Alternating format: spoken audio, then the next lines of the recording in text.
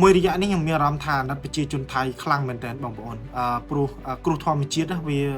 ទៅលេងប្រទេសថៃច្រើនមែនទែនទាំងគ្រោះរំជួយដីធ្វើឲ្យបាក់អគារមួយដ៏ខ្ពស់មួយនោះហើយបន្ទាប់មកស្រុតដីប្រធានីស្រូបនៅពីមុខអាស្ដាច់ដែលតាំងស្ដាច់វា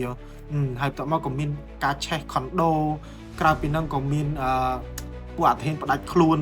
បាញ់រះបាញ់អីហើយប្លន់នៅផ្សារទំនើបយកលុយអស់ប្រហែលលានដុល្លារទេហើយយុគមិញហ្នឹងឥឡូវហ្នឹងឆេះតូបស្អីគេនេះឆេះតូបនៅសថុនសាទសថុន Temple អស់30តូបទៀតបងប្អូនអើយគឺទៅមួយរយៈនេះប្រជាជនសៀមរងទុក្ខរងការផលប៉ះពាល់ច្រើនមែនទែនហើយទំនិញក៏នាំចេញមកខ្មែរមិនបានទៀតអ្នកខ្លះក៏យំសោកចឹងទៅអ្នកធ្វើអាជីវកម្មខាងទឹកដោះគោស្រស់ក៏ចាក់ទឹកដោះគោចោលចឹងទៅ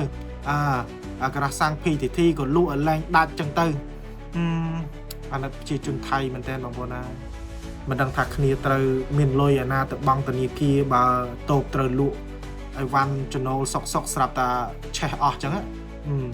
ហើយទឹកដោះគោធ្លាប់តែលក់ចេញមួយថ្ងៃរាប់រយរាប់ពាន់លីត្ររាប់ម៉ឺនលីត្រហើយស្រាប់តែ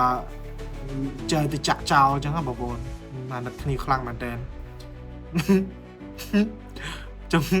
បើចង់ជេទៅជេអាមេភូមិភាគ2ទៅលោកអើយខ្ញុំអាណិតម្ដាយណាព្រោះខ្ញុំមើលឃើញថាអ្នកឯងគឺប្រកែសម្ដែងពេកចឹងខ្ញុំធ្វើអាណិតសម្ដែងអ្នកឯងដែរទេពិតតែខ្ញុំចង់ឲ្យតាលាយទេ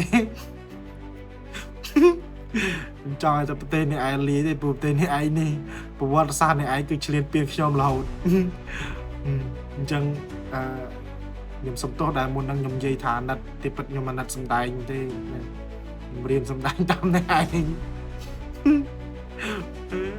អាណិតខ្លោចចិត្តបងប្អូនណាធ្វើម៉េចគ្រោះធម្មជាតិ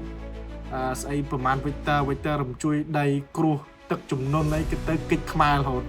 ទៅរកតាសៀមបងប្អូននិយាយរៀងអស់កម្លាំងទីព្រោះអាណិតសៀមពេកអាណិតប្រជាជនសៀមពេកបានឲ្យតាលាយអាណិតពេកបានតែប្រទេសឲ្យប្រទេសវាលាយ